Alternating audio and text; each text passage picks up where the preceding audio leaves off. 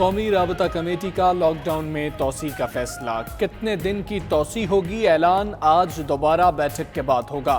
اجلاس کے دوران سندھ کا لاک ڈاؤن میں 14 روز توسیع کا مطالبہ، مراد علی شاہ بولے وزیر اعظم جو حکم دیں گے عمل کیا جائے گا۔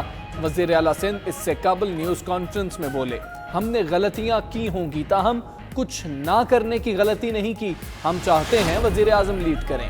وزیر اعظم سے آرمی چیف اور D G I S I کی ملاقات، ملک کی مجموعی سیکیورٹی اور داخلی صورتحال پر مشاورت، کورونا سے پیدا ہونے والی صورتحال اور اقدامات پر بات چیت۔ وزیر اعظم نے لاک ڈاؤن کے دوران سیکیورٹی اداروں کی کارکردگی کو سراہا، ڈاکٹرز اور پیرامیڈیکل اسٹاف کی کوششوں کی تعریف، امداد کی چاروں صوبوں میں تقسیم پر بھی مشاورت۔ وزیر اعظم کو ایل او سی پر بھارتی جارحیت پر بریفنگ۔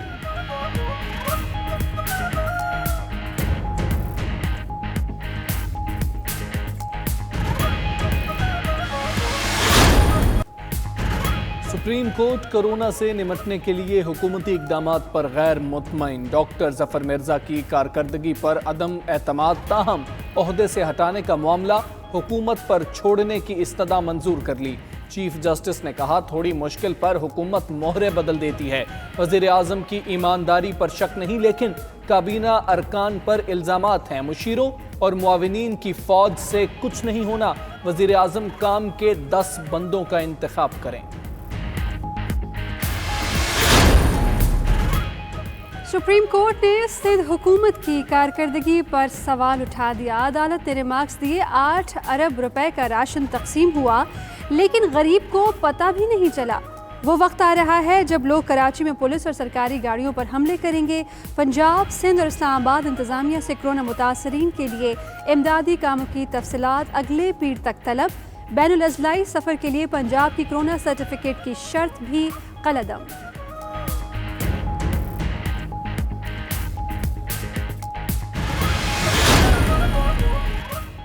وزیر اعظم کا سپریم کورٹ میں کابینہ سے متعلق ریمارکس پر افسوس، ذرائع کے مطابق اہم وزراء کے اجلاس کے دوران عمران خان نے پوچھا کورونا کیس کے دوران سپریم کورٹ میں کیا کچھ ہوا۔ وفاقی وزیر مراد سعید نے وفاقی کابینہ اور سندھ حکومت سے متعلق ریمارکس سے آگاہ کیا۔ وزیر اعظم نے کہا سندھ حکومت موجودہ صورتحال پر سیاست کر رہی ہے، وزراء پیپلز پارٹی کے رہنماؤں کے بیانات کا بھرپور جواب دیں۔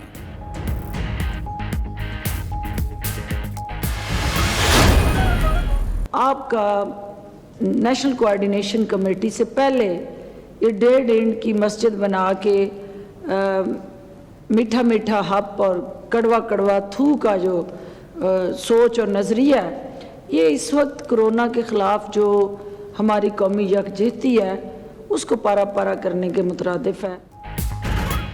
سندھ حکومت میڈیا پر سیاست نہیں عملی اقدامات کرے، معاون خصوصی فردوس عاشق اوان نے کہا وزیر اعلیٰ سندھ نے اپنی 1.5 اینٹ کی الگ مسجد بنا رکھی ہے، پریس کانفرنس کے بجائے تجاویز اجلاس میں پیش کرتے، کسی بھی مسئلے کا حل الزام تراشوں سے نہیں ہوگا۔ سندھ میں موجود لوگ پاکستان کے ہی شہری ہیں، وفاق نے سندھ حکومت کو کسی کام سے نہیں روکا۔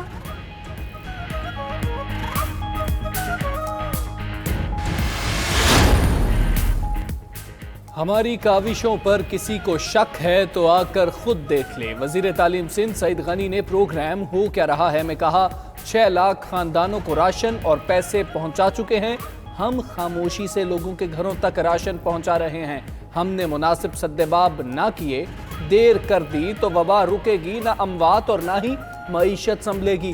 آج ہمارے ہاتھ میں ہے کہ لاک ڈاؤن کرنا ہے یا نہیں۔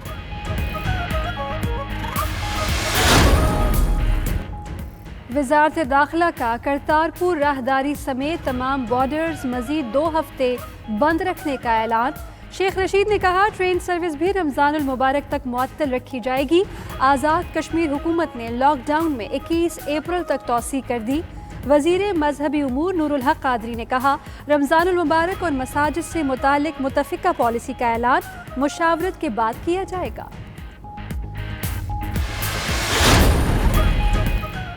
بر وقت لاک ڈاؤن کی حکمت عملی کامیاب رہی، عوام گھروں میں رہیں تو کورونا کا پھیلاؤ کم سے کم ہوگا۔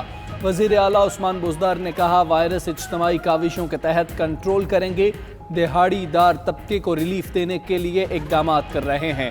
مختلف شہروں کے دورے کر کے حکومتی اقدامات پر عمل درآمد کا جائزہ لے رہا ہوں، مریضوں کے علاج کے لیے کوئی کسر نہیں چھوڑیں گے، پنجاب کے شہروں میں شہریوں کی زندگی کو محفوظ بنانا میرا مشن ہے۔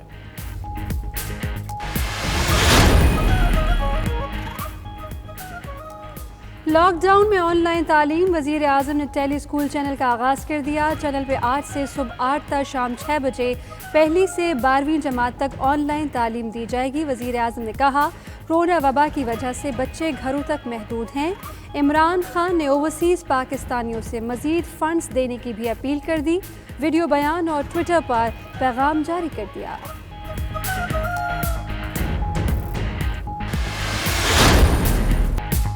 کورونا نے 19 لاکھ افراد کو شکنجے میں جکڑ لیا، 1,18,000 لقمہ اجل بن گئے۔ امریکہ میں ہلاکتیں 23,000 کا ہنسا عبور کر گئیں۔ اٹلی میں مزید 566 ہلاکتوں کے بعد تعداد 20,465 تک پہنچ گئی۔ اسپین میں 280 نئی ہلاکتوں سے تعداد 17,489 تک جا پہنچی۔ فرانس میں 574 ہلاکتیں، تعداد 14,967 ہو گئی۔ برطانیہ میں 717 افراد لقمہ اجل بنے، ہلاکتوں کی مجموعی تعداد 11,329 ہو گئی۔ بیلجیم میں 303 ہلاکتیں، تعداد 3,903 ہو گئی۔ کورونا وائرس کے خلاف لڑنے والے خود وائرس کا شکار، پشاور اور لاہور میں بھی ڈاکٹرز کورونا وائرس سے متاثر۔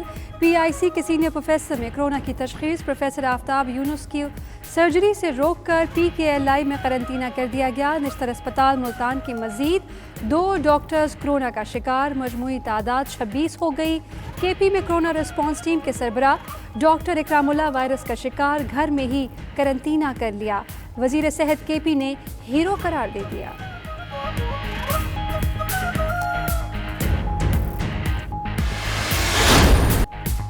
مزید سینکڑوں افراد کورونا سے متاثر، مجموعی تعداد 5,493 تک جا پہنچی۔ 7 افراد جان کی بازی ہار گئے، مرنے والوں کی تعداد 93 ہو گئی۔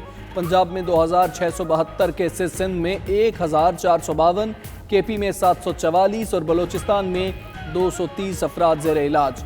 گلگت بلتستان میں 224، اسلام آباد میں 131 اور آزاد کشمیر میں 43 افراد متاثر، 44 افراد کی حالت نازک، جبکہ 1,095 افراد کورونا وائرس کو شکست دے کر گھر منتقل ہو چکے ہیں۔ کورونا کے خلاف پاکستانی سائنسدانوں کی اہم کامیابی، ڈاؤ یونیورسٹی آف ہیلتھ سائنسز کی ریسرچ ٹیم نے صحت یاب مریضوں کے خون سے دوا تیار کر لی، وائرس کے خلاف قوت مدافعت بڑھائی جائے گی۔ پروفیسر محمد سعید قریشی کا کہنا ہے ویکسین کا تجربہ جانوروں پر کر لیا، متعلقہ اداروں سے منظوری کے بعد انسانوں کو ویکسین دے سکیں گے۔ ڈاکٹر شوبھا لکشمی کہتی ہیں طریقہ علاج پلازما تھراپی سے مختلف ہے۔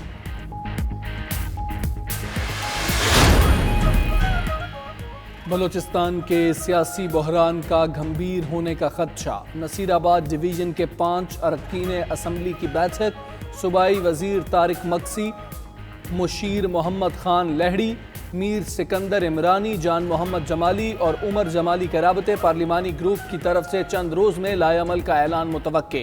ذرائع کا کہنا ہے کہ ناراض اراکین کا اسپیکر بلوچستان اسمبلی عبدالقدوس بزنجو سے بھی رابطوں کا امکان ہے۔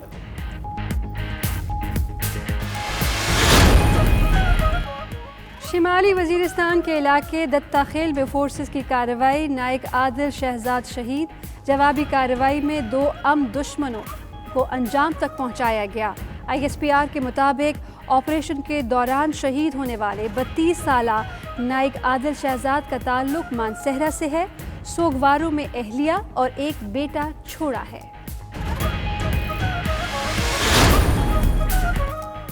بھارت کی کشمیریوں کو اقلیت بنانے کی گہری سازش، ڈومیسائل قانون تبدیل کر کے غیر کشمیریوں کی آباد کاری کی کوشش، شاہ محمود قریشی نے سلامتی کونسل کو ہنگامی خط لکھ کر آگاہ کر دیا۔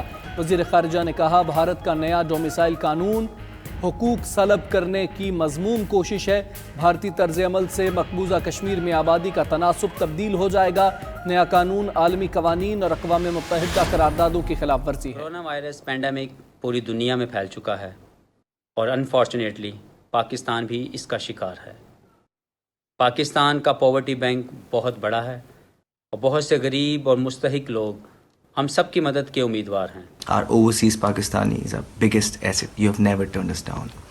Kindly, please come forward again. We need you this time around again. Prime Minister has put in place a Corona Relief Fund to help the people of Pakistan. And I'm asking you to donate generously. This will go a long way in helping Pakistan. اور قومی اور بین الاقوامی cricketers کی سمندر پار پاکستانیوں سے مدد کی اپیل. محمد حفیظ کا کہنا ہے مشکل کی اس گھڑی میں پاکستان کا ساتھ دیا جائے. وزیر اعظم کرونا ریلیف فنڈ میں دل کھول کر فنڈ جمع کرائیں. احمد شہزاد کی بھی سمندر پار پاکستانیوں سے کرونا فنڈ میں رقم جمع کرانے کی اپیل.